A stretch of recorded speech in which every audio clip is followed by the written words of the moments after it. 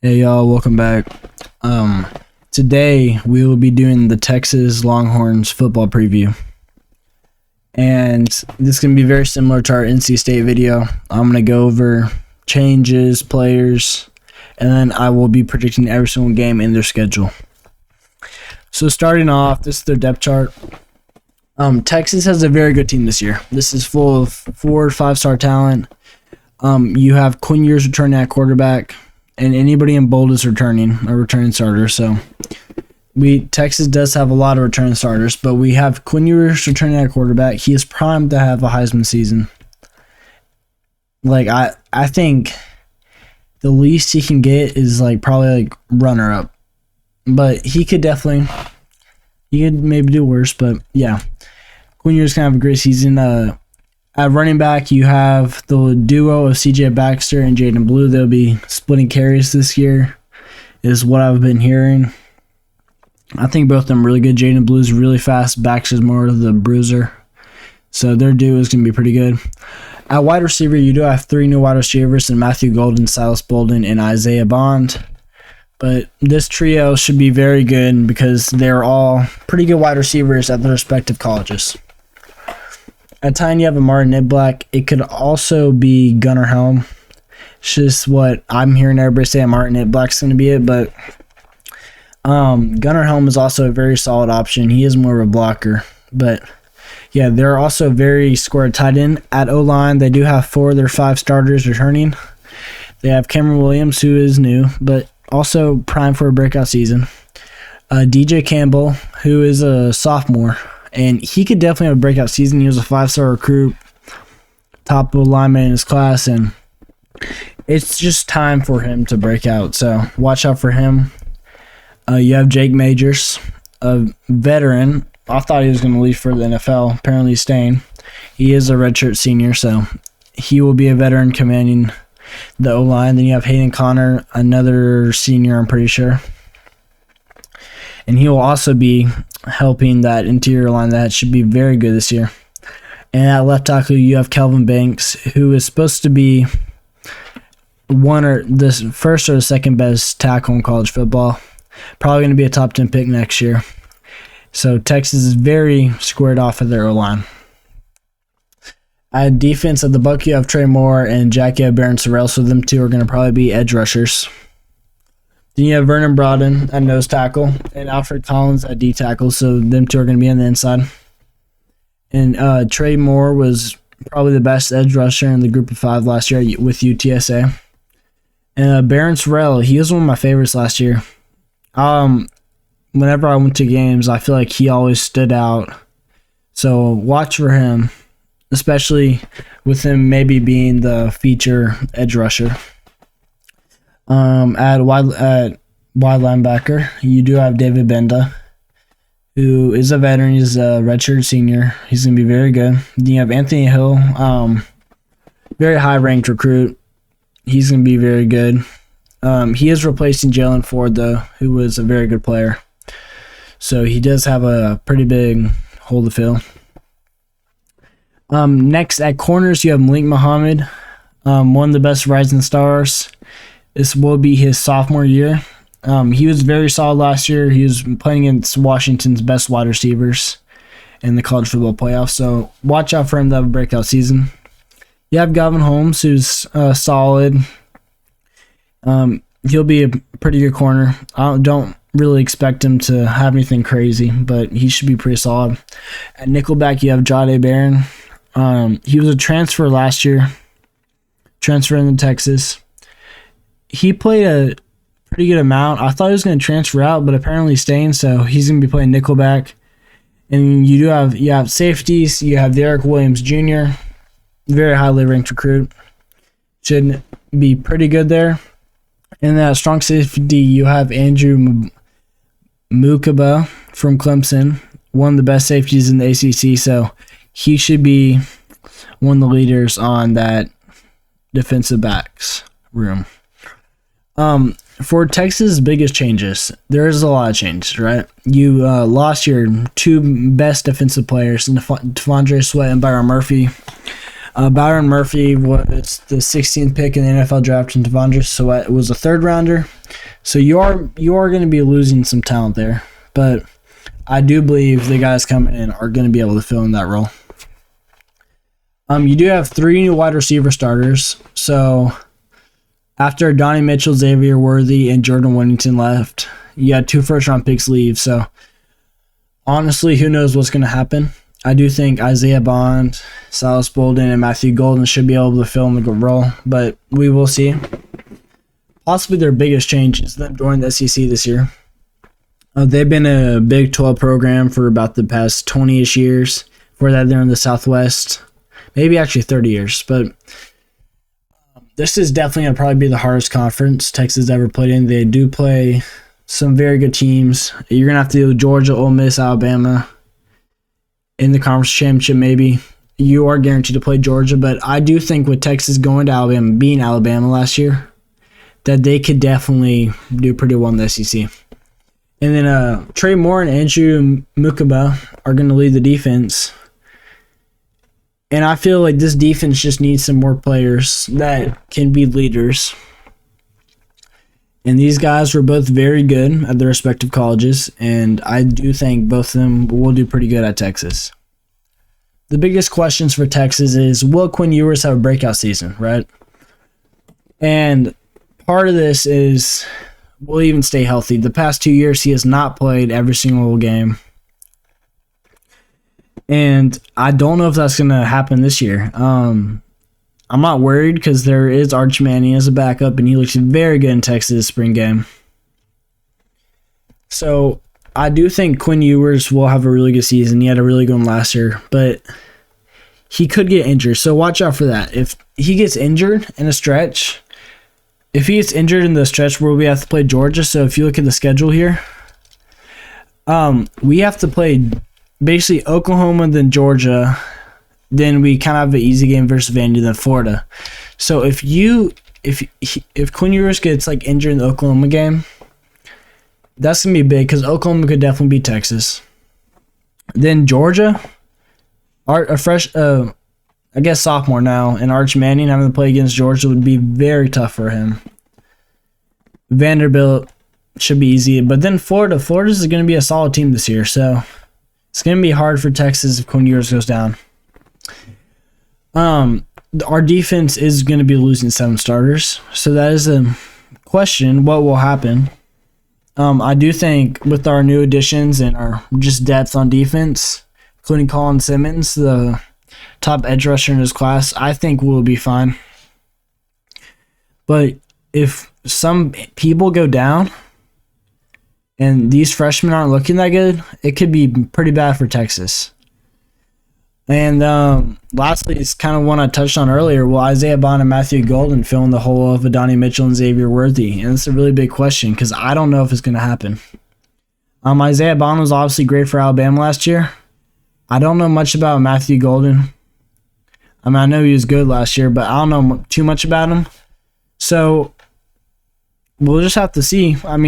It's 2 very good players to have to replace. For breakout players, I do have Cam Williams. He is the offensive tackle. Starter at right tackle, replacing Christian Jones, who went to the NFL. I pulled up this little stat from a Twitter article. Texas, Cam Williams is the only Big 12 offensive tackle with over 100 pass blocking snaps in conference play who hasn't allowed a QB pressure this season.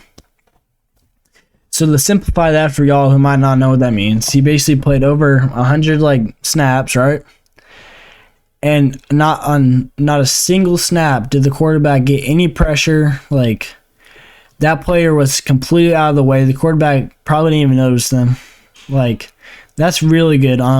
Obviously, there's a way more snaps than 100. But if he keeps that up, he could definitely start a little Texas becoming a really good offensive tackle school. If we have Cam Williams plus Kelvin Banks, it could be really good. Next, we do have Jonte Cook at wide receiver. And I have this quote from Steve Sarkisian. Texas head coach Steve Sarkisian mentioned Cook by name after Longhorns held their first spring practice on Tuesday. I thought Jonte had a pretty had a really good practice today from the naked eye without looking at the tape, Sarkisian said. Doing what was asked of him, he made plays when the ball came his way, had really positive energy out there on the field. And to add on to that, I've heard a lot of really good things about Jonte Cook. I've heard it from people not really inside the program, but people who know a lot of people in the program have all said that Jonte Cook was very good. I've heard a lot of really good praise about him, especially from last year, so he could definitely be pretty good as probably the fourth wide receiver in Texas offense. Next, we have Malik Muhammad, the corner. I already kind of touched on this, but he has really good ball hawking skills, and he's going to be probably the lead corner. I feel like this is going to be his breakout season. His cousin, Jabbar Muhammad, went to Oregon, who Texas was actually trying to get. Yeah, it runs in his family, and he is a really good player, so watch out for him. Lastly, we have Anthony Hill. I know this is just a picture, right? But he was a freshman All-American. And honestly, being a freshman All-American is really hard to get, especially whenever you're not playing all the snaps, right? Some of these freshmen are like playing a lot of downs because their teams don't have as much. But Texas had a really good linebacker in core last year with Jet Bush, Jalen Ford, David Benda. Like, it was hard for him to get minutes, and he did really good in his spot. So I could definitely see him having a really good season next year, especially in the SEC. Here is a look at Texas' 2024 schedule. First off, they start off and go to Colorado State. I do think that will be a win. I mean, it's home game, Colorado State, not a very good program. Texas should start off 1-0. For all y'all Texas fans out there, including myself, it was very hard to pick this game. At the national championship, the national champions from last year, Michigan, I do have them losing in the big house. Michigan's just going to be a good team. They have an amazing culture up there. They're not going to be as good as last year, but I've been talking to some of my friends. One of my friends, really big Michigan fan. He's always talking about this quarterback they got. So I really think Michigan will beat Texas. But I don't think it will set Texas back. Michigan's a very good team. I think Texas could expect to lose this game or expect not to win it as easily. So I'm not really mad about it. But then we do have UTSA. I do have Texas win this. UTSA is one of the better group of 5 teams, but it should be easy for Texas, especially at home. Then we have University of Louisiana Monroe. It's going to be another one. Pretty easy team to beat. I don't even know if they're that good, but I think they beat, I think, Bama in 2007 or something, so anything could happen. Next, you do have Mississippi State. This will be Texas' first SEC game. I have this as a win. It's at home. Mississippi State is one of the bottom dwellers in the SEC. They really fell off from the Dak Prescott days, but yeah, this should be a win. Next, we do have versus Oklahoma, and this is the Red River rivalry. Texas does not have that in the past 20 years. They're not as good as they used to be. I think Texas has the all-time series of 76-30, 76-63 and something. Or something close like that. But yeah, Oklahoma, Texas should be the better team. Oklahoma is going to be one of the better defenses in the country. The question is Jackson Arnold. Is he going to be good against Texas? And with Texas' luck, he probably is. It's going to probably be a shootout. But yeah, I do think Texas should be able to get this one. Next, I'm going to be at this game. Texas will be hosting Georgia, and I do have that as a win. I just think y'all are really underrating Texas, home game atmosphere. I'm at the Tech game last year versus Texas Tech. That place was crazy. It was a night game. I don't know if this is going to be a night game. I think it could be an afternoon or it could be a night game. So if it does end up being a night game, I think that will help Texas because it gets rowdy, especially with the student sections. And if Texas is doing really good, especially if they beat Michigan, if Texas beats Michigan, that game is going to be packed. Even if they don't beat Michigan, it's still going to be sold out. But if they beat Michigan, it will be crazy because this will probably be undefeated versus undefeated, right? 1v2, something like that. Next, Texas goes to Vanderbilt. This is an easy win. Vanderbilt is getting better. I'll say that. They're doing better than they used to be, but this Texas team just has way too much talent and way better coaching to lose to Vanderbilt. Then when we do have Florida at home, this could be a trap game. I will say that, but I do think Florida will lose this. I just don't really believe in Billy Napier, so Texas should win, especially at home. Then Texas goes to Arkansas, another game that could be a trap game. And really, these last 4 games could all be trap games. Arkansas beat Texas in 2021 pretty handily. So Arkansas could definitely beat Texas here, but I think Texas is just the better team. But Sam Pittman could definitely do something if he's still there as their coach. I don't know if he got fired or not. Next is Kentucky at home. Kentucky is going to be a good team this year. If I had to pick one game that like Texas like could actually lose to like not an actual good team or a rival, I think Kentucky could be one.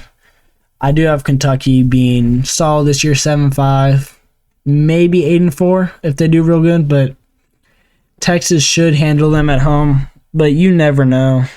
Like, just as a Texas fan, the past 10 years, ever since like the Colt McCoy era, like you just don't know with Texas. You could like win big games, or you could just lose against some random opponent. But I want to say based off of last year, Texas should win this. And lastly, you do go into Kyle Field against A&M. This will be basically I think it's called the Texas something rivalry. It's become a giant rivalry since Texas and Texas A&M stopped playing. Texas does have their number all time, 76, 37, 5. But yeah, A&M should be a pretty good team this year with Connor Wegman, so it could be a loss for Texas, especially at A&M, but I believe in Texas. I do think Mike Elko is not as good as a coach as Steve Sarkisian.